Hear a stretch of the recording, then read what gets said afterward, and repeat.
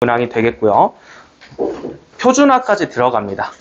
네, 그 표준화 개념 기억나나? 우리 표준화 왜 한다고 배웠지? 표준화는 보통 두 집단의 잘 비교할 때 유용하기 때문에 하는 거야. 그래서 이제 확률변수 Z로 고쳐주는 작업 그 과정을 보여줄 텐데, 정규분포는 일단 뭐 N으로 표현한다 했죠. 확률변수 X가 이렇게 따른다를 봤을 때 확률변수 X를 Z로 바꿔주는 작업이 표준화입니다. 자, 그렇다면 원래 평균과 분산이라는 게 있었을 거야. 이렇게 돼 있는 거를 어떻게 바꾸는 것이냐? 평균은 0으로 분산은 1로 바꾸는 작업을 표준화라고 합니다. 이것만 좀 기억하시면 될 것 같고요. 자, 12번 문제 일단 첫 번째 A반에 대한 이야기를 좀 들어봅시다. A반은 정규분포를 따른다고 했어요, 이미. 그때 평균과 표준편차가 나와 있는 관계로 바로 이렇게 기호로 작성을 해줍니다. 얘는 평균이 80점이고 또 표준편차가 몇 점이야? 5점이네요. 자, 5의 제곱 써주시면 되겠고, B반도 한번 똑같이 작성을 해봅시다. B반 같은 경우도 일단 뭐 정규분포 따라준다 이렇게 한번 작성을 해볼 수 있고, 평균이 84라 했고 표준편차는 3이라 했어. 자, 이제 둘 다 정규분포 N을 따라준다 작성을 마쳤고요. 뒤에서 이제 중간부터 읽어보면 A반에서 수학 성적이 A점 이상, 여기에 밑줄 치셔야겠죠? 요 반에서 확률을 하나 문장으로서 제시를 한 건데, A반의 확률을 그냥 변수를 A라고 하겠습니다. 요 A라고 했을 때 얘가 스몰 A점 이상일 확률을 물어봤어요. 그리고 그 언급된 확률이 B반에서 수학 성적이 90점 이상, 얘도 바꿔줘야겠죠. B반의 점수 자체의 확률 변수를 B라고 했을 때 얘가 90점 이상의 확률이 또 있을 거야. 자, 이렇게 두 가지 확률을 부등식으로 작성을 해주고, 앞에서 언급된 게 뒤에서 언급된 거의 2배라고 했습니다. 그럼 계산을 해봤을 때 여기에 곱하기를 하면 얘랑 똑같아지겠다 해서 우리는 B에 대한 확률 변수와 A에 대한 확률 변수 두 가지 계산을 맞춰주면 되겠죠. 자, 계산 작성이 끝났다면 그냥 표준화만 들어가시면 되는데, 옆에 평균과 표준편차가 다 나와 있는 관계로 바로 들어가겠습니다. 자, 이 친구 확률 변수에다가 평균 80을 빼. 그러니까 평균은 80을 빼는 순간 얘는 평균이 0으로 바뀐다고 이해를 할 수 있고, 또 이제 분산에 해당하는 숫자 25 있죠? 요거를 어떻게 나눈다 배웠죠? 25로 나눠, 5로 나눠. 5로 나누는 게 뭐지? 뭐 우리가 결국 기술적인 이야기만 하게 될 텐데, 분산이 25야. 그럼 이제 확률 변수를 n제곱이 아니라 n으로 다시 시그마로 나눠주는 이유가 뭐야? 기억나는 사람 없어? Vx가 변형될 때 앞에 있는 숫자의 제곱의 영향을 받는댔지. 그래서 결국 이것도 앞에 있는 숫자의 제곱의 영향을 받으니까 제곱수 25를 그대로 나누는 게 아니라 5로 나눠주면서 그것의 분산이 몇으로 바뀐다? 이렇게 바뀐다라고 생각하시면 돼. 이거야. Vax는 우리가 앞에서 배우기로 A제곱의 영향을 받는다고 배웠잖아요. 그죠? 그러니까 우리가 지금 확률 변수라는 것 자체를 5로 나눴잖아. 그럼 이제 그 새로운 확률 변수 Z에 대한 분산을 계산할 때는 그것의 제곱의 영향을 받는단 말이지. 그래서 원래 분산 시그마 제곱을 시그마로 나누서 들어가면은 그게 분산이 1이 되지 않겠냐 이 말이죠. 여기까지 괜찮아? 그 원리를 살짝 다시 한번 받고, 이제 얘는 Z가 됐어. Z가 됐고, 이제 A 옆에도 계산 똑같이 하자. 스몰 A가 아직 누군지 모르겠는데 똑같이 평균을 빼주고 또 표준편차 5로 나눠주면은 이렇게 첫 번째 확률 계산됩니다. 얘는 아직은 스몰 A를 모르니까 내비두시고, 이 단계를 거쳐서 얘를 이제 Z로 취급해서 확률 변수 Z로 바꿔준대요. 이제 최종 형태는 확률 변수 표준화된 거 Z가 스몰 a 빼기 80 나누기 5보다 이상일 확률로 바뀌었습니다. 자, 이제 밑에도 똑같이 갑니다. 자, 얘 같은 경우도 앞에 있는 거 일단 왼쪽에 있는 정규분포 참고를 하시고, 확률 변수 B에다가 평균 84를 빼는 순간 얘는 평균이 0으로 바뀌는 일이 된다. 그리고 또 표준편차 3으로 나누는 순간 분산이 1로 바뀌겠고, 옆에 있는 90이라는 점수 똑같이 계산합니다. 90에다가 84를 빼주고 이걸 3으로 나눠주면은 계산이 된 거고, 물론 앞에 있는 곱하기도 계속 생각을 해야 돼요. 2 곱하기 들어와 있고, 자, 2 곱하기 최종 형태를 써볼게요. P. 요 앞에서 변형된 것 자체가 이제 표준화된 확률 변수 Z라는 거죠.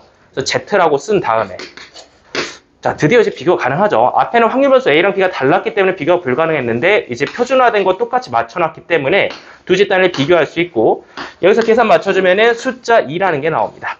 자, 그럼 이제 문제 마지막에 보시면 이런 거 보통 언급이 돼 있을 거야. 한번 숫자 한번 확인해 보자. 자, 보니까 Z라는 확률 변수가 0부터 2까지 사이의 확률이 0.48이래. 자, 이걸 보고 어떤 생각을 하셔야 돼?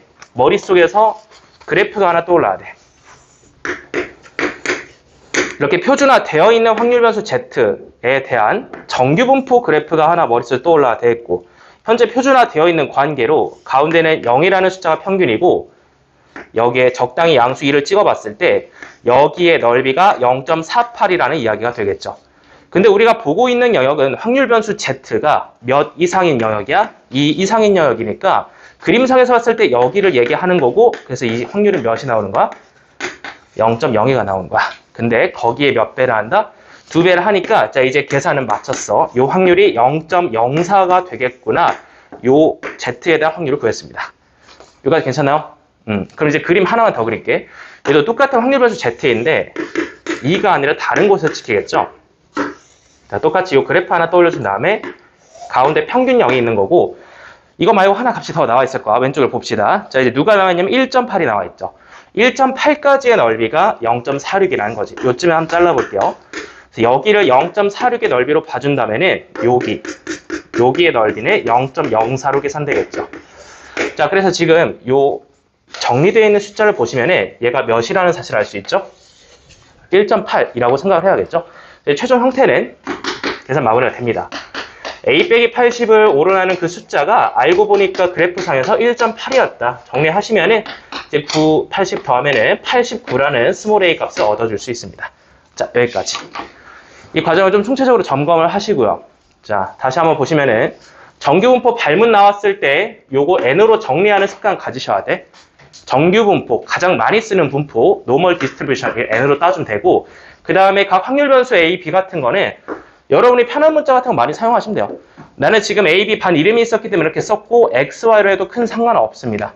자, 그래서 이 문장으로서 제시한 확률을 이렇게 부등식으로 먼저 써보고 해당 확률을 그대로 놔두는 거 아니라 Z로 이제 표준화시킨다. 표준화시키고 나면은 표준화시켜도 정규분포이기 때문에 그래프에서 이제 넓이로 따져주면 된다. 여기까지 10번 마치겠습니다. 그럼 각자 정리하시고요. 다음 문제 넘어갑시다. 자, 페이지 넘어가서 이제 13번 같은 경우도 한번 보고 가면 좋을 것 같습니다. 예, 해당 문항도 이제 똑같은 정규분포 개념인데 문장으로서 계속 제시를 하고 있어서 그거를 읽고 쓰는 게 조금 어렵습니다. 자, 13번 넘어갑니다. K회사에서 신입사원을 뽑는데 2,000명이 지원을 했습니다. 다 뽑지는 않고 몇 명 뽑겠죠. 계속 읽어보니까 그 지원자의 영어 성적이 평균 750점이고 표준 편차가 150인 정규분포를 따른다고 합니다. 자, 이때 영어 성적만으로 600명을 뽑았다고 했을 때 합격자의 영어 성적의 최저 점수의 물결 좀 강조해볼까? 요 시험과 관련된 사항도 많이 나오거든요. 최저 점수는 이제 600명 중에서 몇 등을 얘기하는 거지? 600등, 꼴등을 얘기하는 거죠. 601등은 불합격이고 600등 합격이니까. 그래서 최저 점수를 보고 일단은 그 점수를 문자로 둬야겠다라는 생각을 할 수 있어요. 이 영어 점수를 확률 변수 X라고 했을 때 600등, 마지막으로 문 닫고 들어가신 분의 영어 점수를 모르고 있는 관계로 그것을 문자로 하나 잡아주시면 됩니다. 이 스몰 k라는 거는 600등의 영어 점수야.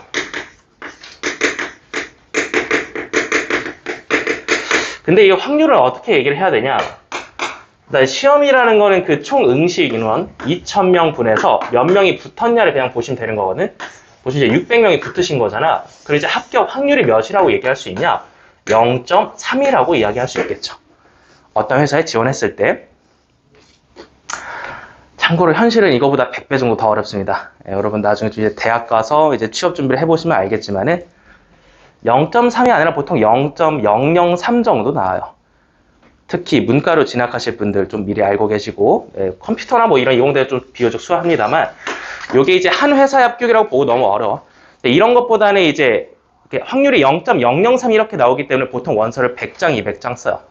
여러분 대학교 4학년 되면은 한 3달간 계속 자기소개서 쓰고 시험 공부하고 이러고 있을 거야.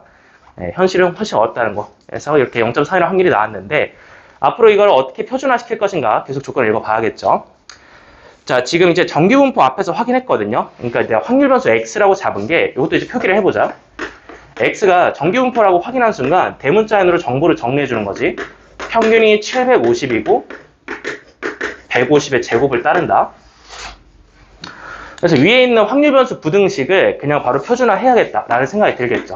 자, 밑으로 내리면서 한번 표준화 가볼게요. 확률 변수 x에 평균을 빼주면은 그것은 평균이 0이 되는 작업이 되겠고, 또한 이것을 150으로 나누는 순간 그것은 분산이 1로 만들어주는 작업이 됩니다. 옆에 있는 k도 마찬가지로 750을 빼고 동일하게 150을 나눠주면서 내려왔는데, 자, 앞에 있는 이 변형된 게 지금부터 확률 변수 z라는 이름을 붙는다. 따라서 최종 형태는 밑에서 보시면은 확률 변수 z에 대하여 이야기를 할 때 k 빼기 750 나누기 150이라는 숫자를 확인하게 됩니다. 이 확률이 현재 2000명 중에 600명이므로 10분의 3이라고 확인하고 있죠. 1000분의 300. 이제 문제 마지막에 있는 표를 봅시다. 자, 0.3이라는 숫자를 넓이로 인식하셔야겠는데, 마찬가지로 정규분포다 보니까 z에 대하여 요거 좌우 대칭 그래프를 하나 가져옵니다. 자, 현재 표준화되어 있기 때문에 평균은 0이 됐고, 누구보다 이상이라고 했어. 누구는 모르겠는데, 근데 누구보다 이상일 때 그게 0.5보다는 작으니까 얘가 양수라는 건 알 수 있겠죠. 요 정도에 가볍게 좀 잘라주시고, 얘가 k 빼기 750 나누기 150이라는 숫자야. 이제 표에서 그냥 찾아주면 끝나는 거거든요. 자, 여기가 0.3이 되려면 그 왼쪽이 0.2가 돼야겠죠. 자, 그래서 누구를 봐줘야 돼, 여기서는?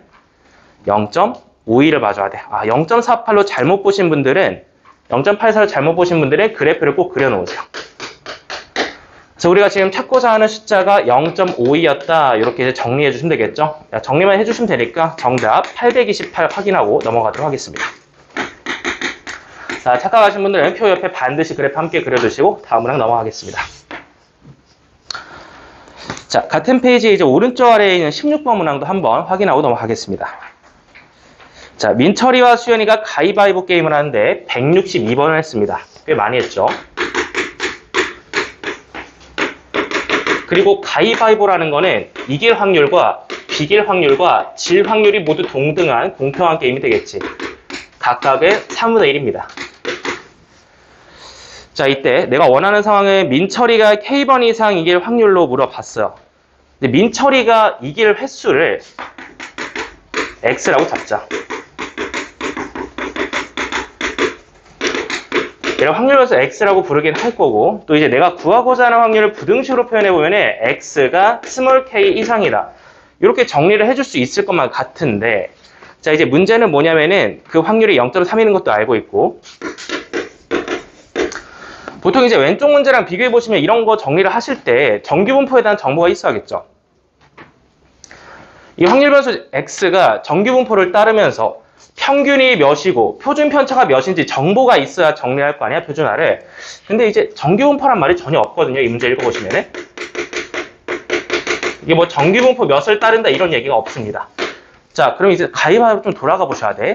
가위바위보를 162번 하는 와중에 민철이가 이긴 횟수라는 거는 손가락으로 셀 수 있어, 없어? 셀 수 있지. 손가락으로 셀 수 있으면 무슨 확률 변수다? 맞아. 그럼 이 문제의 출발점은 이산 확률 변수를 출발한 거야. 근데 꽤 많이 했어. 그리고 자, 생각해봐. 첫 번째 게임이나 160번째 게임이나 서로 영향이 있어, 없어? 계속 새로 할 때마다 없지. 무슨 사건이 보장돼 있어? 가위바위보니까? 그렇지. 여기 이제 상식적으로 판단했을 때 가위바위보 게임이 독립사건이기 때문에 무슨 분포로 시작할 수 있다? 그렇지. 이항분포. 이거를 스스로 떠올릴 수 있어야 됩니다. 이 문제가 좀 어려워요. 이항분포를 스스로 생각해서 작성해주는 게 어려웠습니다. 자, 시행횟수는 이미 160이라고 나와 있고 원하는 거는 이길 확률이야. 자, 2분의 1이라고 착각하시면 안 돼. 가위바위보니까 3분의 1입니다. 혹시라도 이거 2분의 1로 계산하신 분들은 항상 비기는 경우가 있다라는 걸 생각을 하시고, 자, 이걸 통해서 바로 정규분포로 내려가 보겠습니다.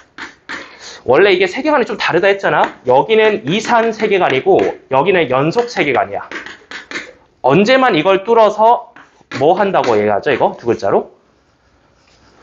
개념적으로 뭐 한다고 얘기할까? 그러니까 원래는 서로 다른 개념인데 충분히 시행을 많이 했을 때만 일반적으로 30번 이상이라고 얘기를 하는데 그때 두 글자로 뭐 한다고 얘기하죠? 근사한다고 생각해 주시면 됩니다. 그러니까 이거를 계속 많이 시행하면 시행할수록 연속 확률 변수에 가까이 다가갈 수 있다는 개념이야. 자, 그래서 이 162번의 시행횟수가 충분하니까 평균 바로 계산할게요. NP 곱해주시면 EX가 나오겠죠. 자, 3분의 1 곱해주시면 54가 평균입니다. 또 이제 분산을 외우기로 NPQ를 곱하시면 돼. 여기에 3분의 1을 한 번 더 곱해 주시면은 36. 보통 이제 제곱수 6의 제곱이 맞게 떨어지겠죠. 이렇게 해서 우리는 지금부터 가위바위보를 했을 때 민철이가 이긴 횟수, 확률 변수 X를 정규 분포로 근사해서 계산할 수 있다는 거야. 이게 핵심이죠.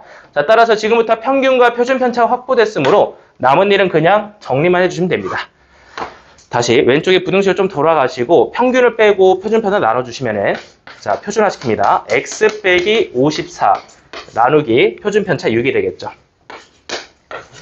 K도 마찬가지 똑같이 계산해 주는데 자, 지금부터 이 앞에 있는 거는 표준화된 확률 변수 Z라고 이름을 붙이겠고 Z가 얘보다 이상일 확률이 나왔습니다. 자, 그래서 그 확률이 몇이냐? 0.31이라고 했고요. 자, 마지막에 표 같은 정보가 있겠죠. 한번 확인해 봅시다. 문제 마지막에 보니까 0.19라는 넓이가 0.5까지다. 자, 그래프 그려서 마무리하겠습니다. 확률 변수 Z에 대한 정규분포 그래프가 이렇게 좌우대칭으로 그려지겠고 가운데 평균이 0인 와중에 0.5까지 한번 잘라서 보시면 여기 넓이가 0.19라는 거죠. 그렇다면 0.5에다 0.19를 뺀 여기 넓이는 0.31이 되겠고 얘가 바로 내가 찾고 싶은 숫자였죠. 0.31이 나왔고 그 기준이 얘가 바로 0.5였다. 바로 가져가시면 됩니다.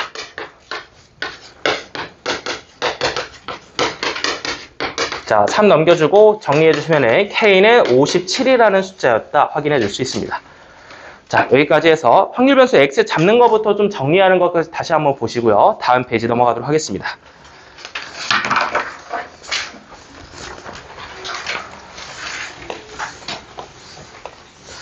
자, 이제 다음 문제 18번 넘어갈 거고 18번부터가 지난 9회차에서 수업했던 내용입니다. 자, 모평균과 표본평균 개념 다시 정리하고 들어갈게요.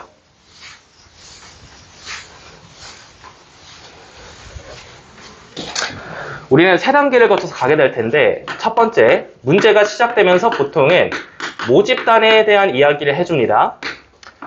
모평균 M과 또 모분산 시그마 제곱, 표현법 잘 보세요. 또 모표준 편차 시그마, 요 세 가지 정보는 무슨 수 취급을 한다 배웠죠? 상수 취급. 이거는 딱 결정되어 있는 어떤 숫자일 테고 그게 궁금해서 지금 통계라는 일을 하고 있는 거야. 맞죠? 그래서 이제 모집단에 대한 정보를 알고 싶어서 실제로 다 조사하는 건 좀 불가능하니까 두 글자로 뭘 한다? 추출이라는 작업을 해준다. 그리고 그 추출을 할 때 몇 개 추출할 것이냐? 그게 바로 표본의 크기 스몰 n개, 요거를 항상 확인해야 됩니다. 자, 그래서 나온 집단이 무슨 집단이냐? 표본 집단이 되겠고 표본 집단은 이 n에 따라서 정보가 좀 달라질 수 있는데 이것의 평균을 뭐라고 하죠? 한글로 표본 평균이라고 하고 여기 위에다 뭘 붙여준다? 바를 붙여주면 됩니다. 자, 표본 평균 나왔고 표본 분산 기억나나? 대문자 S의 제곱으로 계산할 수 있다 했지.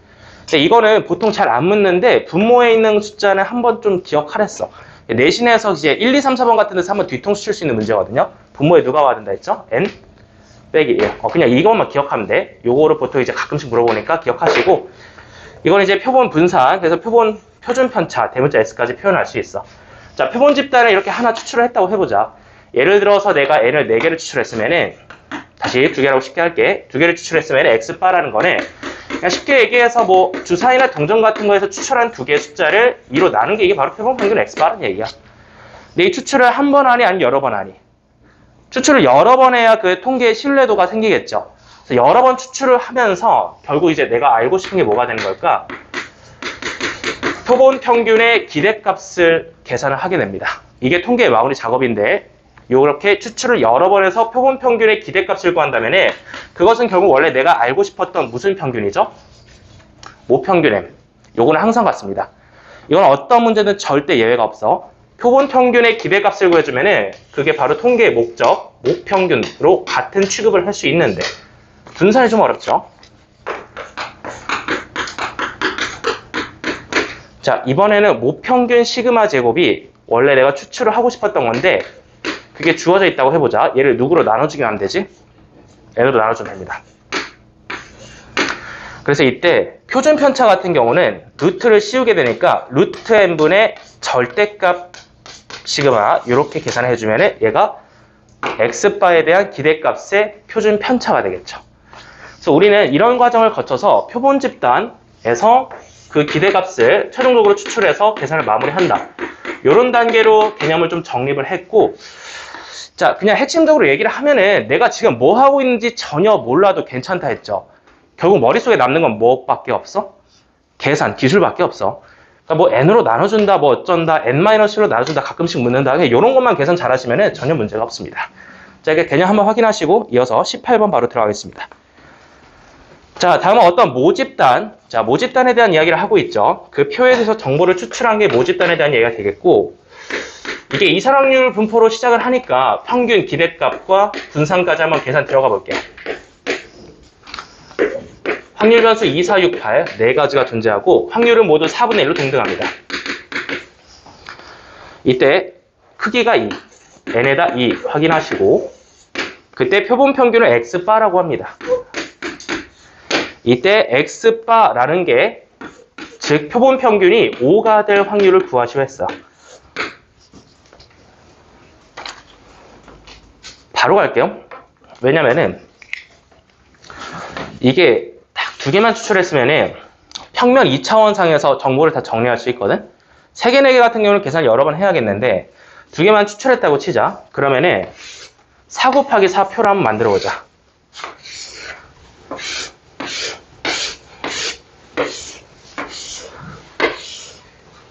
이런 표를 작성해 줄 수 있고, 첫 번째 추출한 숫자를 x1이라고 이름 붙이고 두 번째 추출한 숫자를 x2라고 이름 붙일게. 어차피 그것은 이산확률 변수이기 때문에 2 또는 4 또는 6 또는 8만 가능하겠지. 다른 숫자는 안 나올 거 아니야? 이산이니까. 여기도 2 또는 4 또는 6 또는 8. 그래서 이제 첫 번째와 두 번째 숫자를 조합하면은 여기서부터 여기까지 총 몇 가지의 가능성을 얻을 수 있어? 16개의 가능성을 얻을 수 있어. 자, 이거는 그냥 쉽게 얘기해서 주사위를 두 번 던진다고 쳤을 때 순서쌍으로 생각하는 똑같습니다. 자, 16개의 순서쌍이 있을 때 결국 이 x바의 정체가 뭐지? 이 x1과 x2를 더해서 몇으로 나눈 거야? 맞아, 그게 평균이라는 의미잖아. 아, x1과 x2 숫자를 추출했을 때 그거 그냥 더해서 2로 나눈 게 x바구나 라고 생각을 해줄 수 있고, 그럼 얘가 5라는 거는 분자에 있는 둘의 합이 몇이어야 된다는 얘기야? 10이어야 된다는 얘기죠. 그럼 표에서 바로 작성합시다. 자, 10이 나오려면 4 더하기 6이 가능하겠죠? 체크. 6,4도 가능하겠죠? 체크. 8,2도 가능하겠죠? 체크. 2,8도 가능하겠죠? 체크. 요거 4개 말고 더 있어, 없어? 없죠? 그래서 이제 4개니까 확률적으로 얘기를 했을 때 16개의 순서쌍 중에서 4개만이 가능한 상황이다. 확률 바로 정답 4분의 1 제출하시면 됩니다. 자, 여기까지. 이거 기본 개념 문제인데 아주 중요하다. 기본 개념 문제인데 정답률이 아마 낮을 거예요. 그래서 기억하기로 선독고 작년 2학기 시험지에도 이게 6번쯤에 나왔거든요. 재작년에도 나왔어. 근데 그 정답률이 50% 안 됐던 걸로 기억합니다. 그래서 시험 대비할 때도 굉장히 많이 강조를 했었고, 다른 학교도 좀 마찬가지야. 1페이지에서 허를 찌르는 문제로 나올 수 있기 때문에 표본 평균의 의미가 뭔지 좀 쉽게 정립을 하고 가세요. 추출한 걸 다 더해서 합이라는 거를 그 자료의 개수, n으로 나눠준 게 바로 표본 평균의 의미가 됩니다. 자, 여기까지 해서 딱 2개였으니까 표로 정리하는 거 한번 작성을 해보시고요. 18번 마무리하고 다음 문제 넘어가겠습니다. 자, 이제 19번부터는 계산이 좀 들어가죠. 재평평제 계산도 실제로 해봐야겠고, 19번은 마지막에 숫자가 좀 더러운 편이라서 한번 같이 확인해보고 넘어가도록 하겠습니다.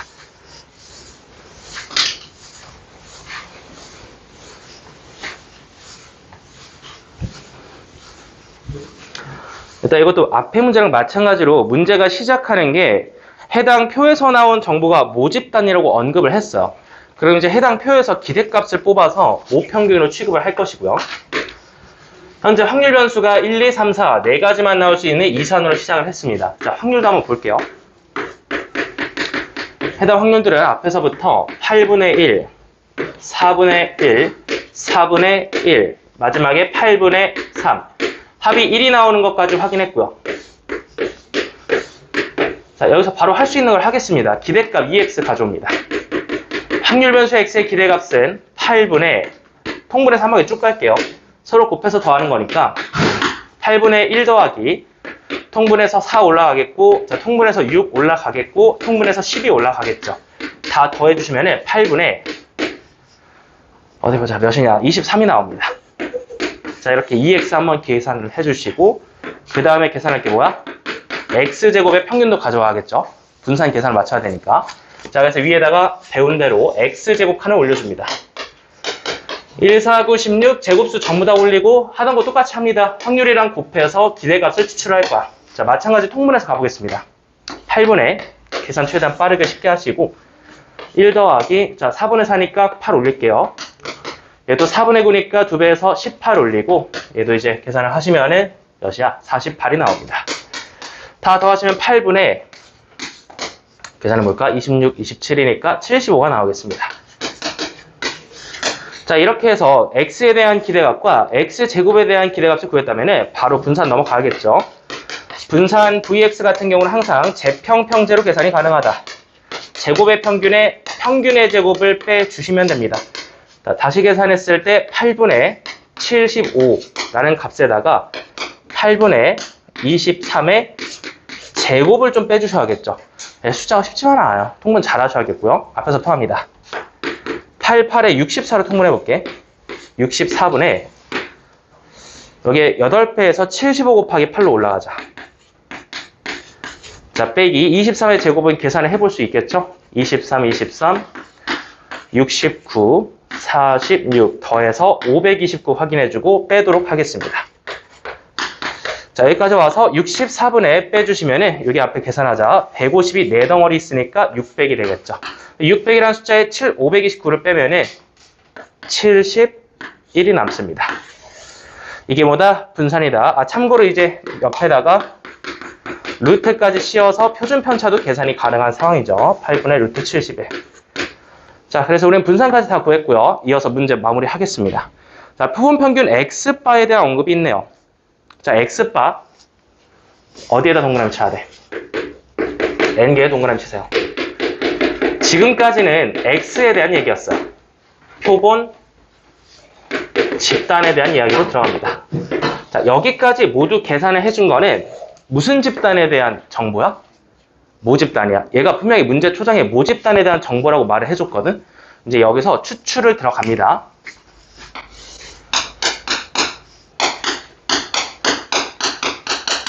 이거는 몇이 나오죠? 다르지 않다 했죠. 항상 모평균과 똑같이 나옵니다. 8분의 23. 이게 바로 통계의 목적이야. 이걸 모평균으로 추정하는 게 통계를 하기 위한 목적입니다. 자, 그럼 이제 분사 좀 나와볼까? 분산의 앞에서 구한 걸 그냥 몇으로 나눠주면 될까? 맞아, n으로 나눠주면 됩니다.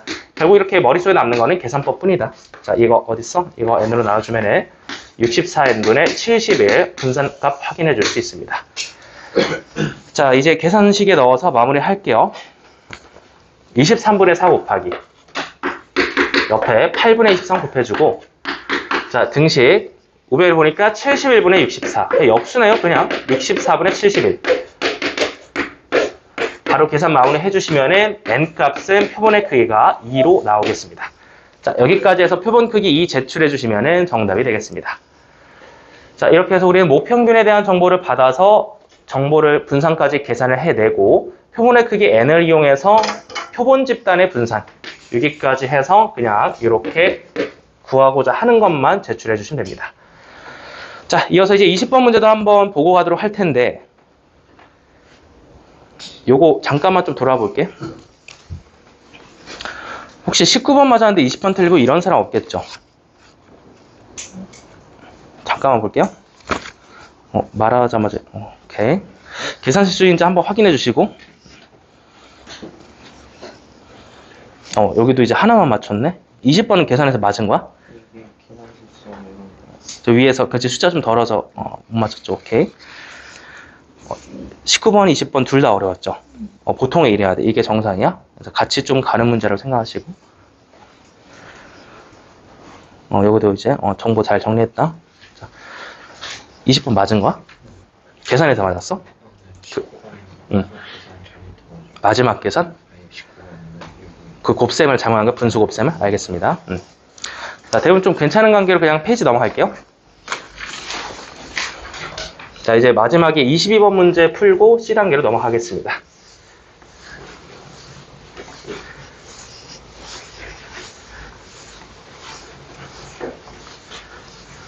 자, 비교적 최신 문항이고요. 26번 그 선택 문항 중에서 3점짜리로 나왔습니다. 정답률 꽤 높은 편이죠. 남들 다 맞추는데 틀리면 억울합니다. 자, 앞에서부터 그냥 바로 읽어볼게요. 문제가 친절하게 정규분포라고 제시를 하면서 시작을 하고 모집단에서 크기가 9인 표본을 임의 추출하여 구한 표본 평균을 X바라고 이름까지 붙여줬습니다. 자, 바로 정리할게요. X바라는 문자 옆에 물결 N이라고 쓰고 평균 가져오자. 자, 모평균 그대로 가져오세요. 모집단 크기가 표본의 크기가 9라고 했으니까 자, 9분의 36 이렇게 정리해주면 되겠죠. 그러니까 이게 4니까 이게 그냥 2의 제곱이라고 쓰시면 됩니다. 자, 한 번 더 갈게. Y바에 대한 정보도 한번 바로 정리해보자. 밑에서 얘기를 하고 있는데 모평균 6 바로 가져오고 원래 분산이 4였는데 또 그것을 4로 나누니까 얘는 그냥 다시 분산이 1이 되겠죠. 그래서 우리 X바랑 Y바를 정리해놨으니까 밑에 있는 부등식만 바로 표준화해주시면 끝나겠다. 자, 부등식 표준화하겠습니다. P, X바에 대한 이야기를 하고 있을 때 얘는 12 이하일 확률을 제시받으셨고 P, Y바에 대한 이야기를 받았을 때는 얘가 8 이상의 확률로 정리가 필요합니다. 자, 둘이 더해서 딱 1이 나와야 된다. 표준화부터 하고 들어갈게요. 자, 바로 내립니다. Z라고 바로 씁니다. 12라는 숫자에다가 원래 평균 M을 빼주시면 되겠고 이것의 표준 편차로 나눠줘야 되기 때문에 2로 나눠주시면 되겠죠. 자, 정리 끝났고 옆에도 갑니다. 이것도 이제 Z로 표준화를 하는 과정에 있는 거고 자, 부등호 방향 주의하셔야 돼. 이번에는 Z에 대해서 입을 열고 있다. 그럼 8에다 몇을 빼야 될까? 평균 6을 빼주고 표준 편차 1로 나눠주면 정리가 된 거겠죠. 자, 그래서 이제 그림상을 좀 확인을 해보셔야 되는데 표준화가 됐어도 정규분포다 보니까 아까처럼 이제 좌우대칭 곡선 하나 가져와 주시고 현재 표준화되어 있기 때문에 가운데가 0, 평균이 정리되어 있습니다. 부등호 방향이 다른 게 핵심이죠. 누구보다 이하일 확률과 누구보다 이상일 확률을 더했는데 그게 전체를 의미하는 숫자 1이 됐다라는 거는 결국 결론이 여기 있는 숫자나 여기 있는 숫자나 같아야 된다는 말 아니겠습니까? 그죠? 여기서 2를 자르고 보시면은 여기에 있는 넓이랑 왼쪽에 있는 넓이를 더해야 전체가 되는 거기 때문에 얘를 그냥 2라고 취급하시면 끝납니다. 자, 바로 갑니다. M은 몇이야? 8이 되겠죠. 모평균 8 제출해 주시고 자, 3번 확인하고 다음 C단계 넘어가겠습니다.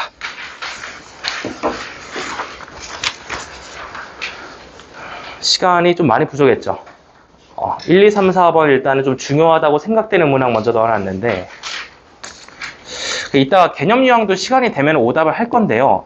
솔직히 말해서 유형편이나 뭐 실력업 이런 문제들보다 거기에 있는 5개 푸는 것보다 이거 한 문제 제대로 오답 정리를 하는 게 훨씬 도움이 많이 될 겁니다. 결국 우리가 풀고자 하는 문제들은 이 형태 그대로 나와요. 이 형태 그대로 숫자만 바꿔서 계속 출제가 되니까 자, 1번부터 좀 최신 문항들 먼저 확인해 주시고 1번 좀 어렵거든. 쉬운 것부터 들어가 볼게. 그나마 계산이 할 만한 게 3번이었다고 생각이 됩니다. 자, 약 10년 전 문제가 되겠고 9평 18번 문제 한번 확인해 볼게요. 자, 빨간색 3번 문항 확인하시고 자, 문제 시작 똑같이 한번 가봅시다. 정규분포 먼저 동그라미. 정규분포 n을 따른다 했으므로 이거는 일단 그래프가 반드시 나와줘야 됩니다. 자, 문제 풀 때 곡선이 필요하고 그것에 이제 평균과 표준 편차가 나와 있습니다. X바를 표준화한다고 쳤을 때 그 과정에서 몇 가지 질문하는데 첫 번째 기억선지부터 볼게요. 이 X바의 분산을 계산하라고 했죠. 근데 이제 맨 처음에 나타난 게 이제 모평균, 모집단에 대한 얘기가 되겠는데 크기가 n이라고 했거든요. 문제에서 이미 n이라고 명시를 했어. 그럼 이제 분산이 바로 n분의 4가 됨을 바로 동그라미 칠 수 있겠죠. 자, 계산법으로 바로 참이 되어 있고 니은도 한번 넘어가 봅시다. X바에 대한 이야기를 또 하고 있는데 자, 10 빼기 A와 10 더하기 A가 똑같냐 물었어요. 자, 이것도 이제 무슨 말인지 모르겠으면 일단은 이거 그래프를 그려보시면 되는 거거든. 확률 연수 X바든 X든 자, 이거는 지금 무슨 집단 얘기하고 있는 거지? 뭐야 표본이야? X바니까? 표본이야. 그 N개 추출해서 얘기를 하고 있는 와중인데 모집단이 정규분포 따른다 했을 때 표본 집단도 따라 안 따라? 당연히 따릅니다. 모집단 내에서 추출했기 때문에. 자, 그래서 그래프를 똑같이 그려. 그럼 모평균 10을 똑같이 가져와서 본다면은 스몰 a가 누군지는 중요하지 않아. 자, 10 빼기 a가 왼쪽으로 a 칸만큼 같다고 생각하시고 10 더하기 a는 오른쪽으로 a만큼 같다고 생각하시면은 넓이로 봤을 때 여기 칠한 넓이라 저기 칠한 넓이나 똑같다라는 이야기를 하고 있는 거야. 그래서 니은도 바로 동그라미 쳐주시면 됩니다. 해당 개념을 정확히 이해하고 있으면 모평균이 10인 걸 보고 바로 참으로 판단을 해야 됩니다. 자, 여기까지 니은이었고 마지막 디귿선지 갑시다. 얘는 계산을 좀 해야겠는데? 자, x바를 스몰 a로 시작해서 표준화 한번 들어가 봅시다.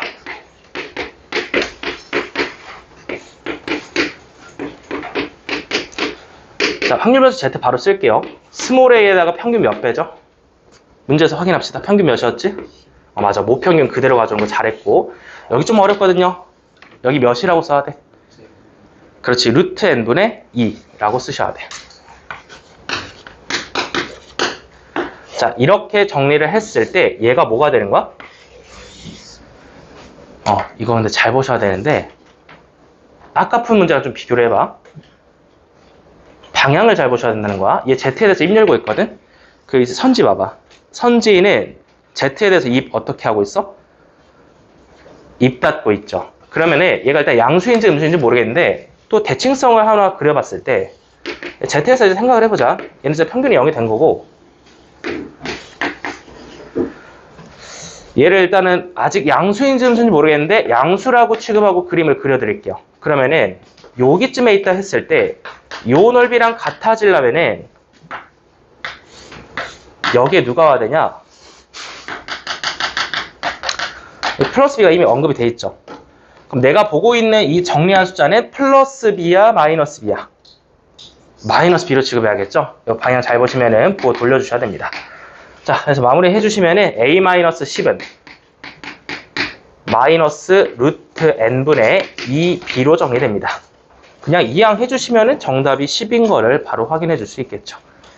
디귿도 참이 되겠습니다. 자, 여기까지 3번 비교적 좀 풀만한 문제였고요. 정답률 보시면은 어렵지는 않았습니다. 자, 다음 바로 옆에 있는 4번 문항 좀 넘어갈게요.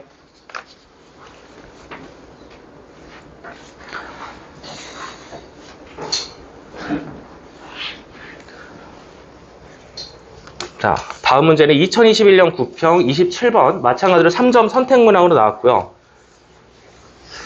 여러분들 목표가 최소 3등급 이하면은 선택 3점은 당연히 다 맞춰야 됩니다. 그 현행 수능 체계에서는 수학 1, 수학 2에서 3점 맞추는 것보다 확통에서 3점 맞추는 게 훨씬 쉬울 겁니다. 틀린 문제 없도록 좀 꼼꼼하게 읽으시고, 자, 첫 줄부터 한번 확인해 볼게요. 확률 변수 x랑 y를 두 지역에서 잡아줬고 정규분포의 밑줄 칩니다. 확률 변수 x도 y도 정규분포 따른다고 했으니까 대문자 n으로 정보를 정리할 것이고 평균에 대한 이야기가 첫 번째 가족권에서 진행이 됩니다. 각각의 평균은 220과 240 언급이 되어 있고요. 근데 이제 표준 편차는 숫자로 준 건 아니고 비율로 줬는데 모른다 보니까 얘를 그냥 문자 하나 잡을게요. 여기 스몰 a로 잡았을 때 y에 대한 표준 편차가 x의 1.5배라 했죠. 얘네가 2분의 3a로 잡아주고 그대로 통째로 제곱 걸게요. 자, 이렇게 해서 표준 편차까지 정리를 해주시고 이제 박스 아래 글이 시작이 되는데 지역 A에 살고 있는 성인 중에서 n명 또 밑줄 치셔야 돼. 표본의 크기가 n이라는 거야. n으로 계산을 할 거고 x바에 대한 이야기로 바뀝니다. 자, 추출해서 넘어가 볼게요. x바도 당연히 모집단에 따라서 정규분포를 따라붙고 평균은 항상 그대로 가져온다. 자, 분산 같은 경우는 n분의 a제곱 쓰시면 되겠고 얘도 추출해서 y바로 넘어옵니다.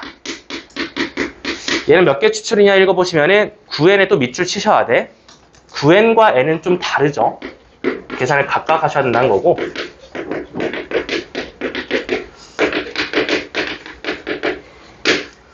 y바는 평균이 240 그대로 왔을 텐데 자, 여기 주의합시다. 9n으로 추출했으니까 분모에 그러니까 나누는 숫자가 3루트 n이 되겠죠.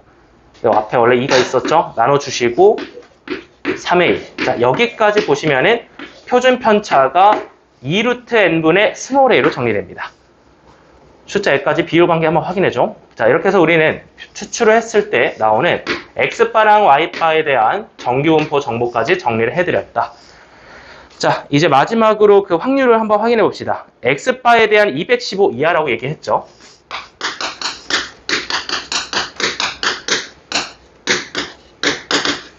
그 숫자 확률은 0.1587이다. 밑에 표가 있는 관계로 바로 표준화 내려가겠습니다. 자, Z로 표준화를 할 거고 215에다가 평균 220 빼시면 되겠다. 잘 나누셔야 돼. 보니까 루트 n분의 a가 표준 편차겠죠. 루트 n분의 a로 나누면서 정리 끝. 요거 숫자 바로 가져올게요. 0.1587 누구죠? 0.3413과 관련이 있겠죠. 근데 이것도 방향을 좀 잘 보셔야 될 것 같은 게 그래프 그려서 보면은 Z로 표준화된 상황에서 이 확률이 0.1587이니까 얘가 음수임을 생각을 해볼 수 있겠죠. 그리고 그것은 마이너스 1이 될 겁니다. 여기 넓이를 얘기하는 거야. 얘보다 이하라고 했으니까.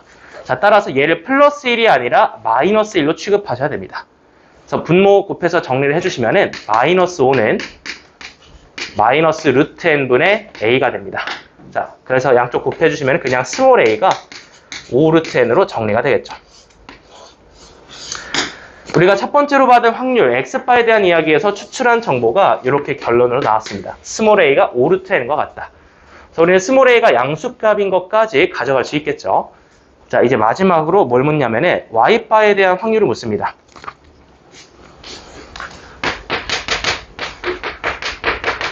Y바가 몇 이상? 235 이상. 얘도 정보가 있으니까 바로 표준화 들어갈게요. PZ로 내려주시고 235에다 평균 240을 빼면서 평균을 0으로 만들어주고 또 그 표준 편차 2루트 n분의 누구니? A로 나눠주는 순간 정리가 이렇게 되겠죠. PZ가 마이너스 위에다 2배 하시면 A분의 마이너스 10루트 n이 됩니다. 자, A랑 N 둘 다 몰라도 괜찮아. 일단 비율 관계가 나왔으니까 A 자리에 5루트 n 대입하시면 끝나겠죠. 여기 있는 숫자가 몇이 나오는 거야? 그렇죠. 부호 주의하시고 결론입니다. Z라는 확률 변수가 마이너스 2 이상의 확률을 물었습니다. 자, 표에서 읽고 바로 제출할게요. 0.5 더하기 몇이죠?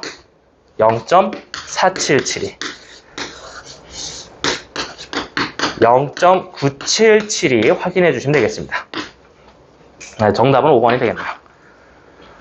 자, 여기까지 4번 문항이었고요. 3, 4번 정도는 3점으로 나왔으니까 좀 먼저 도전을 해보시는 게 바람직할 것 같습니다. 자, 현재 시간 확인해 볼까?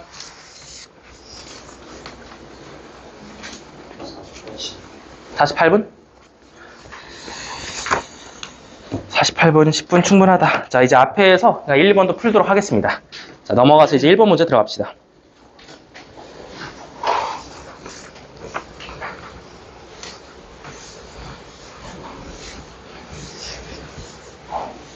자, 이게 해당 문제가 모평균과 표본평균으로 분류되긴 했는데 결국 확률에 대한 계산을 할 거면은 케이스 분류 들어갈 수밖에 없거든요. 자, 문제 시작했을 때 그 박스 안에 있는 거를 내가 스스로 경우의 수를 나눠보고 그것을 마지막에 다 더해주는 작업이 중요합니다. 자, 주머니 그림 한번 확인해 보시고요. 이 박스 안에 정보를 좀 정리를 해보겠습니다. 일단 주머니를 선택하는 행동은 주사위를 던짐으로써 시작이 되는데 주사위를 던졌을 때 3배수가 나온다면은 자, 확률 바로 쓰자. 3배수니까 3분의 1로 쓰고 그렇지 않다면 3분의 2라는 확률이 되겠죠. 3배수가 나오면은 주머니 A를 선택하기로 하는 거고 그렇지 않으면 주머니 B를 선택하기로 한 거야. 그럼 이제 주사위의 역할은 이미 여기서 끝난 거고 공을 2개씩 뽑기로 했습니다. 자, 이때 내가 원하는 상황은 이때 아주 중요한 말이 있거든요. 체크하세요. 다시 넣는다 강조하자. 이거 복원이냐 비복원이냐 진짜 잘 봐야 돼. 복원이기 때문에 적당히 풀 수 있는 겁니다. 자, 다시 넣는다 밑줄 치시고 복원이라고 써놓으세요. 공을 꺼내서 숫자를 확인하자마자 다시 바로 복원하는 겁니다.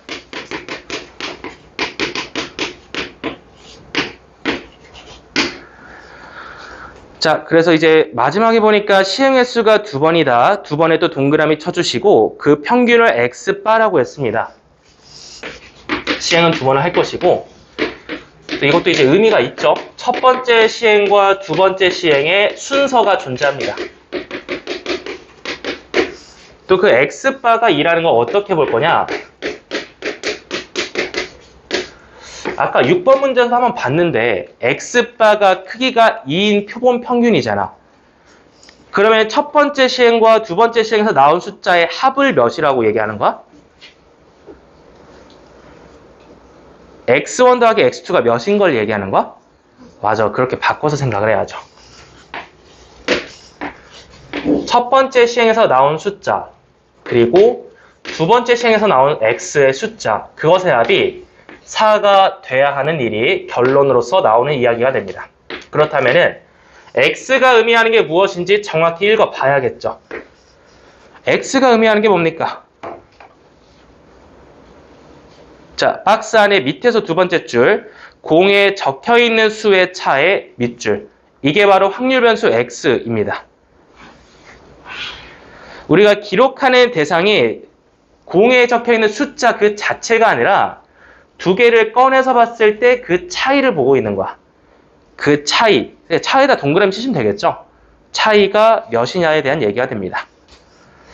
자, 그래서 차이가 둘이 더해서 4가 나오려면은 경우의 수가 몇 가지일까요? 몇 개 안 나오죠? 케이스 분류 해봤을 때 1,3 또는 3,1 또는 2,2 이거 말고는 없습니다. 자, 그럼 여기서 질문할 수 있어. 0은 왜 안 되죠? 0은 왜 안 돼? 차이가 0이라면은 같은 공을 뽑아야 되는데 같은 공은 없죠. 그렇기 때문에 지금 가능한 게 요 세 가지다. 그래서 이거는 이제 구조상 보시면은 여기에서 나오는 확률은 뭐 얘랑 똑같겠죠. 앞뒤 바뀐 것 뿐이니까. 그래서 우리는 여기서 구해서 2배를 하시고 여기서 구한 것까지 케이스 분류 하셨으니까 확률을 다 더해주시면은 정답이 나오겠다. 이렇게 구조를 먼저 잡고 들어가겠습니다. 자, 그럼 이제 각각의 주머니에서 누구를 선택할지 조금 더 구체적으로 들어가겠는데 주머니 그리고 할게요.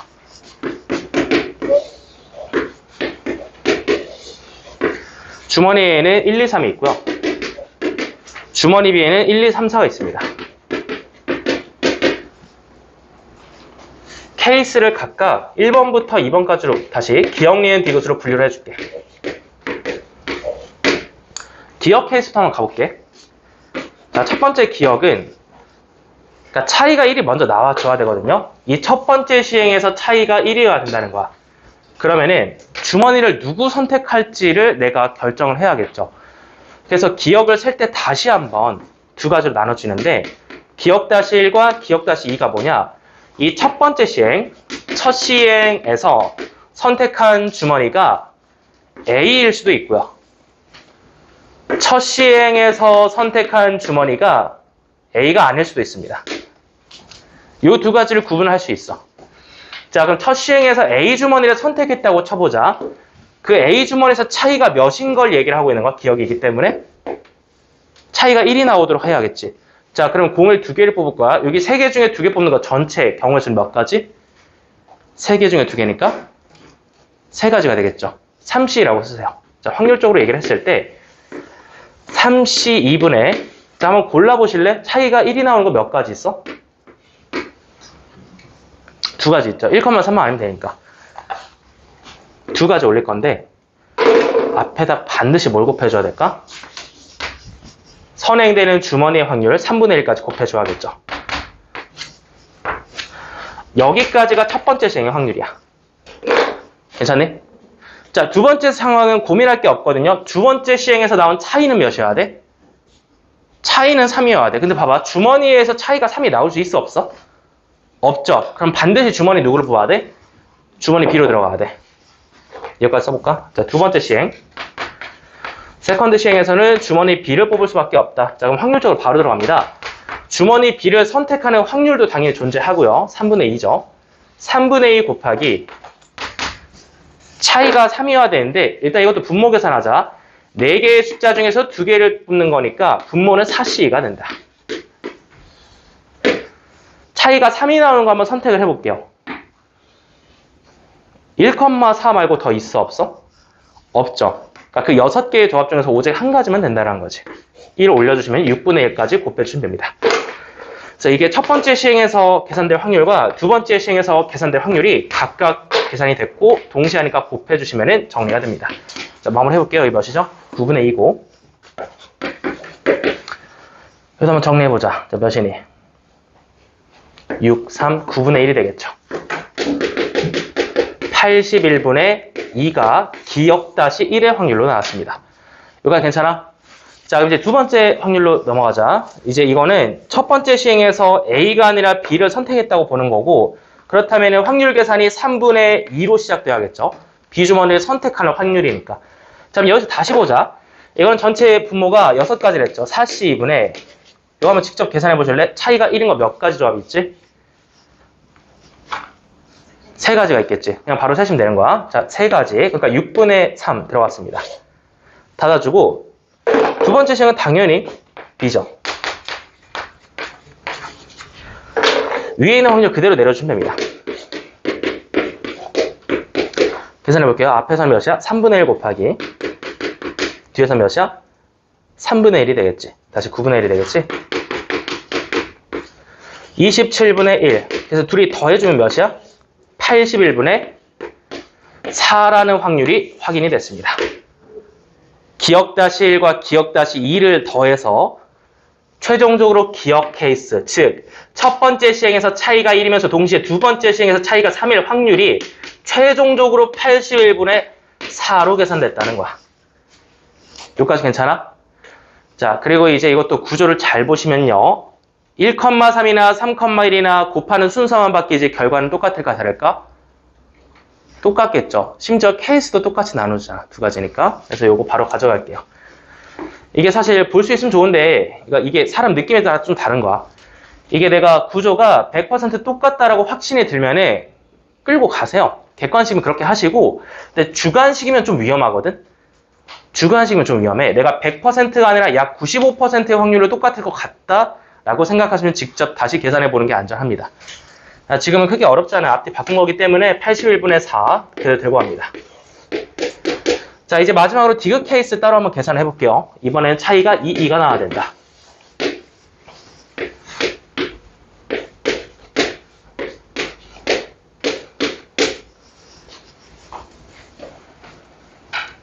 꽤 많거든요.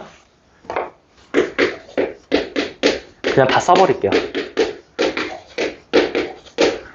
디귿-1, 디귿-2, 디귿-3, 디귿-4 총 4가지가 가능하다. 순서가 있는 겁니다. 지금 첫 번째 시행에서 두 번째 시행에서 각각 무슨 주머니에서 가져올 거냐 이야기야. 자, A랑 B 주머니 보면은 둘 다 차이 2를 만들 수 있어요. 그래서 각각에서 주머니를 선택하는 경우를 다 나열을 해놓고 보면은 총 4가지란 거죠. 여기서 계산 들어갈게요. 자, 첫 번째 주머니 A를 고른 확률 시작이 돼야겠죠. 3분의 1 먼저 곱해주시고. 자, 그럼 아까 분모를 계산해놨어. 3C 중에서 차이가 2가 나오는 조합은 몇 개 있냐? 하나 있죠. 그래서 옆에다 3분의 1 바로 곱하겠습니다. 자, 두 번째로 B를 선택할 확률 들어와야겠죠. 3분의 2 먼저 써주시고 그럼 B주머니 안에서 차이가 2가 나오는 조합은 몇 가 있냐? 1,3이랑 2,4 두 가지 조합이 있습니다. 분모는 몇이었죠? 6개였죠. 그래서 42분의 2 요게 바로 A, B라는 확률 계산이 됩니다. 자, 9분의 1 곱하기 정리해 주시면 9분의 1 곱하기 뒤에서 보니까 9분의 2니까 81분의 2가 되겠네요. 디귿-1이었는데 괜찮아? 바로 밑으로 좀 내려와서 생각을 해볼까? 디귿-1이나 디귿-2나 곱하는 순서만 바뀌지 결과 똑같아 달라? 똑같겠죠. 그러니까 얘랑 곱하는 순서만 다르지 결과는 똑같습니다. 그래서 얘도 81분의 2. 자, 이제 AA로 갈게요. 앞에서 계산한 거 그대로 쓰면 돼. 3분의 1 곱하기 3분의 1이 두 번 오겠죠. 복원 추출이니까 9분의 1을 두 번 곱하게 됩니다. 그래서 얘는 확률이 81분의 1. 마지막 BB 갑니다. 앞에서 계산 그대로 가져오세요. 3분의 2 곱하기 3분의 1을 두 번 가져옵니다. 계산 마무리 해주시면 81분의 4가 나오겠고요. 이렇게 싹 다 더해주시면 디귿 확률이 됩니다. 얘는 81분의 다 더했을 때 9가 나오겠네요. 약분해서 9분의 1이다 해서 정답 한번 작성해보자. 이 세 가지 확률 마지막에 어떻게 해주면 돼? 더해주면 되겠죠? 81분의 몇이 나와? 17이 나옵니다. 여기까지 확인하고 넘어갑시다.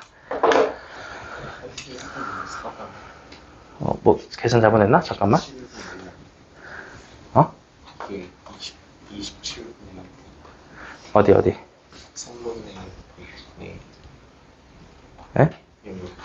9분의 2 곱하기 9분의 2. 81분의 4. 기억에서 어디 잘못했어? 3분의 1 곱하기 9분의 2. 여기 27분의 1. 아, 80분의 5였죠? 미안. 여기 계산 잘못했다. 80분의 5였으니까 얘도 오고 얘도 오겠죠? 다 더해주면 몇이야? 19가 되겠습니다. 여기까지. 자, 그래서 정답 5번 확인해 주시면 되겠습니다. 계산 과정이 무척 길어. 요거를 스스로 풀 수 있나? 그 핵심적인 키포인트 능력은 케이스 분류를 할 수 있냐? 요거입니다. 이 케이스 분류를 할 수 있으려면 해석이 다 들어가줘야 돼. 일단은 시행의 수가 2번인가 있고 요게 일단 순서가 존재하겠구나. 그래서 여기서 나오는 그 차이를 x1이라는 이름을 붙이고 x2라고 이름을 붙여서 또 이제 마지막까지 말을 좀 어렵게 했거든. 그 두 번의 시행에서 표본 평균이 2라는 거를 x1과 x2라는 그 차이가 두 번 나왔을 때를 사다. 여기까지 해석을 해야 케이스 분류를 할 수 있습니다. 확률과 좀 결합을 해서 어렵게 계산을 마무리했어야 되는 문제였을까? 다시 한번 확인해 주시고요. 자, 비교적 최근 문항입니다. 복습하세요. 자, 이제 마지막으로 2번 문항 들어갑니다.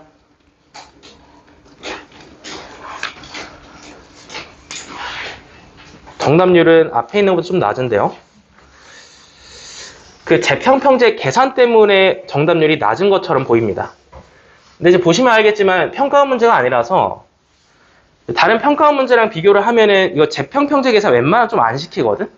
그러니까 이거는 재평평제 계산이 분수꼴로 들어가는 순간 그거는 확률 문제가 아니라 그냥 분수 계산 문제가 돼버리기 때문에 보통은 이렇게는 잘 안 내긴 합니다. 또 혹시는 몰라요. 교육청에서 자꾸 찔러주고 있으니까 계산법은 점검을 하고 가야겠죠. 자, 오늘의 마지막 2번 문항 들어갑니다.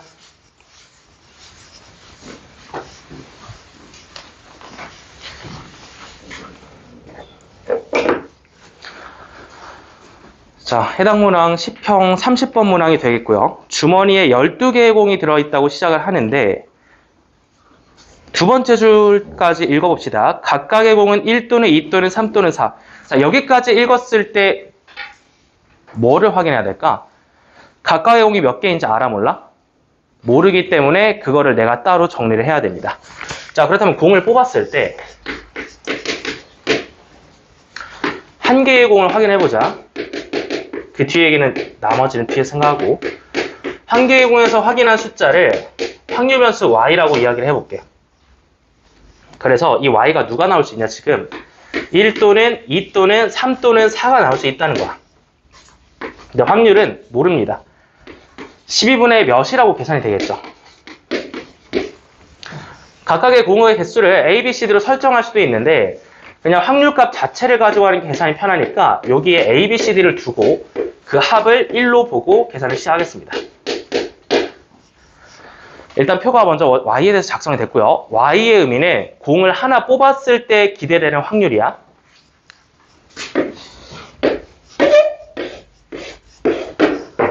자, 그리고 계속 읽어보시면은 이 시행을 4번 한다고 했고 4개의 수의 합을 자, 이거 다 하나하나 꼼꼼하게 동그라미 치셔야 돼. 합에다 동그라미 치셔야 돼, 지금.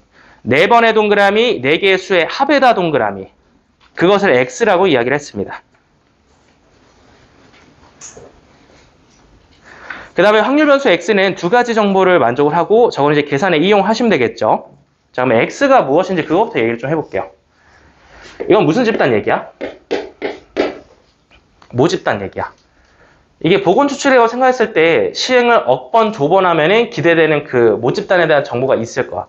모집단에 대한 정보를 써봤는데 이때 억번까지는 하는 거 아니고 몇 번 했죠? Y바에 대한 얘기를 해보자. Y바로 추출될 때 시행 횟수가 몇 번이었어?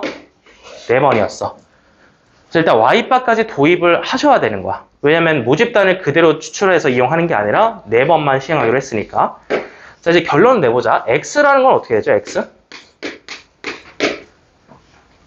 아까 합에다 동그라미 칠했지. 4개의 수의 합을 확률 변수 x라고 하자. x는 이거 한글로 읽어봐. 이거 뭐야? 한글로 읽어봐. 4글자로 읽어봐. 표본 평균이지. 그러니까 숫자 4개가 빡빡빡빡 추출됐을 거야. 1, 2, 3, 4 같은 게. 그죠? 그거를 다 더해서 4로 나눈 게 표본 평균 y바죠. 거기에 다시 몇 배를 하면 합이라는 개념이 되죠? 맞아. 그래서 결론 x라는 확률 변수 출제자가 언급한 것을 조사를 했을 때 이것을 y바의 4배라고 받아줄 수 있어야 됩니다. 추출을 한 상황에서 4배라는 거야.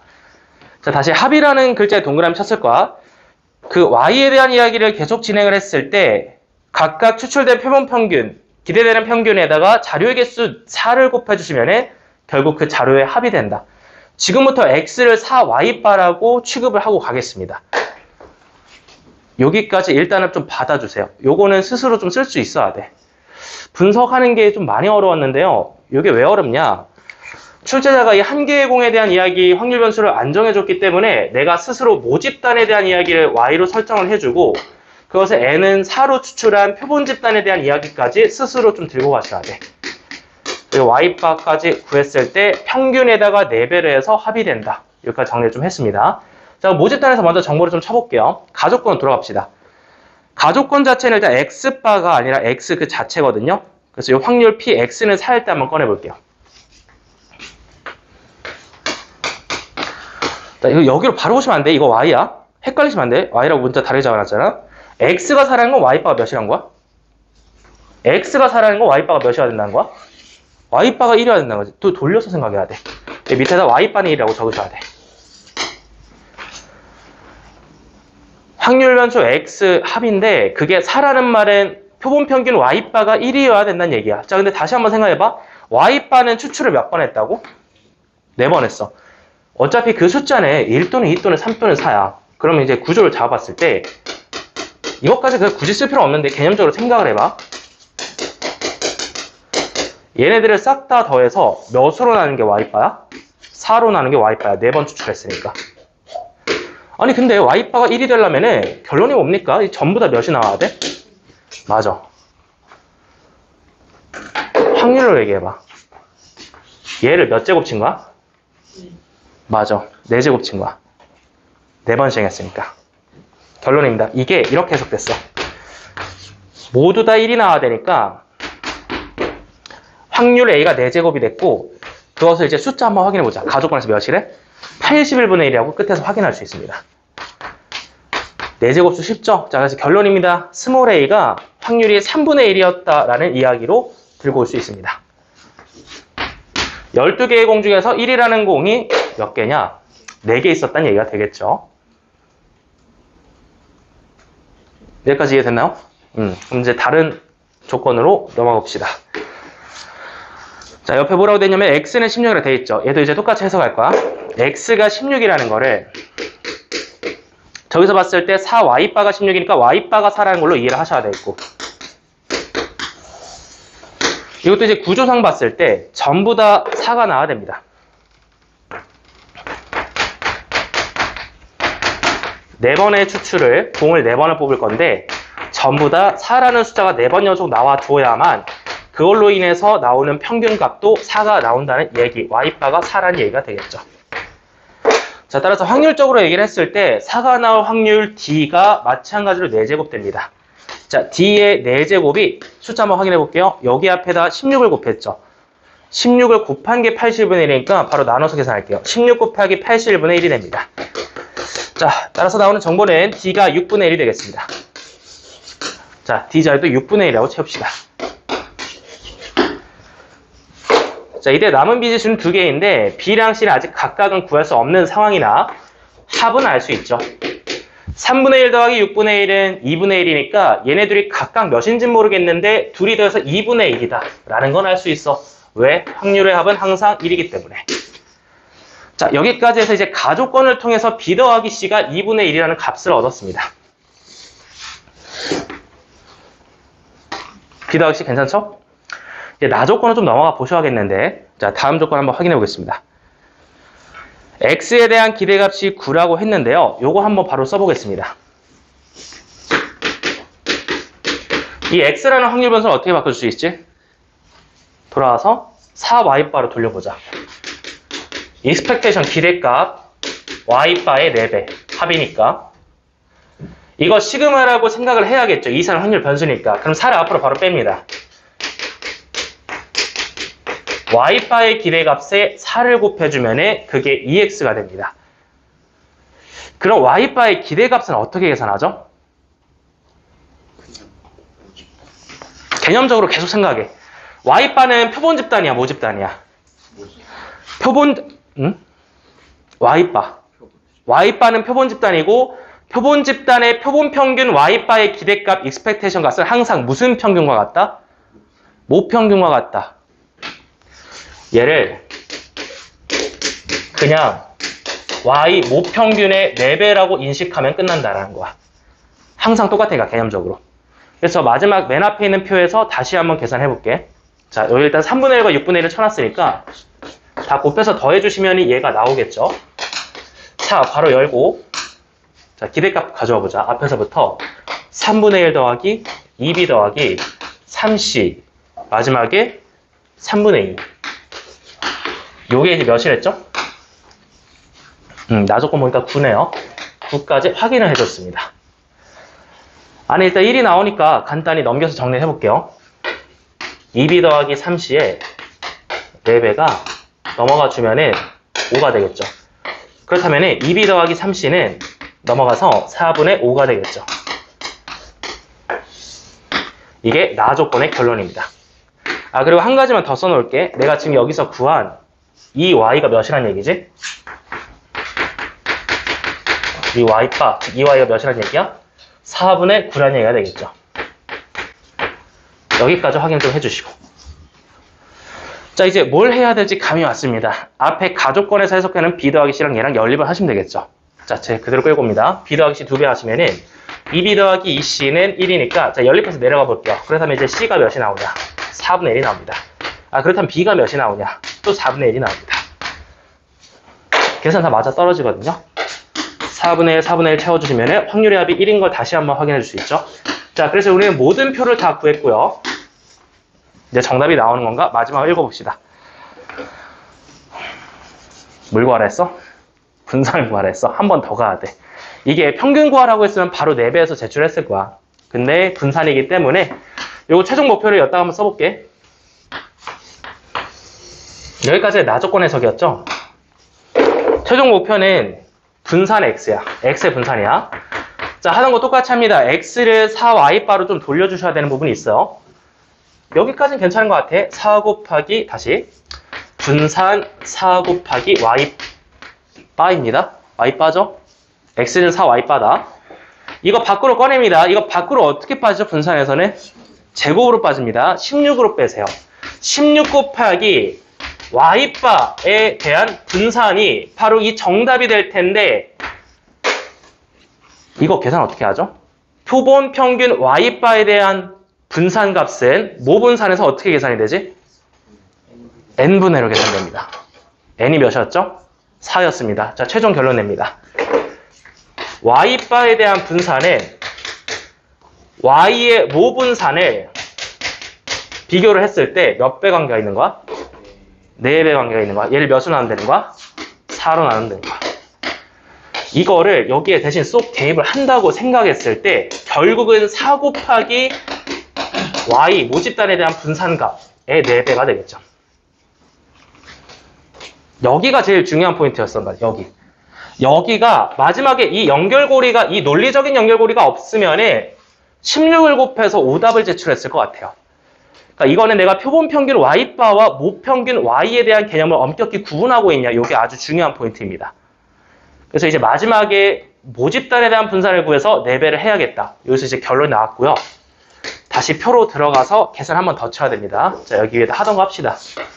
y제곱 써주고 1, 4, 9, 16 곱하고 다 더해주면 되겠죠. 자, 계산해보자. 갑니다. 3분의 1 제평 들어갑니다. 또 4분의 4, 1. 또 4분의 9. 마지막 6분의 16, 3분의 8. 더해주면 몇이니? 3. 4 더하기 4분의 9니까 4분의 25가 제평입니다. 제평. y제곱에 대한 평균이 나왔고 아까 y에 대한 평균 정리를 해둔 것 같은데 몇이었죠? 4분의 9였습니다. 자, 마무리 하시면은 4분의 25에다가 제곱 빼자. 16분의 81이죠. 자, 통분해서 들어갑니다. 16분의 몇이 남죠? 119가 남겠습니다. 네, 요게 이제 분산인데 여기에다 몇 배를 하라고? 4배를 하면 정답이 몇이 되는 거야? 드디어 나왔습니다. 4분의 19 정답 확인합시다. 둘이 더해주시면 정답은 23이 되겠습니다.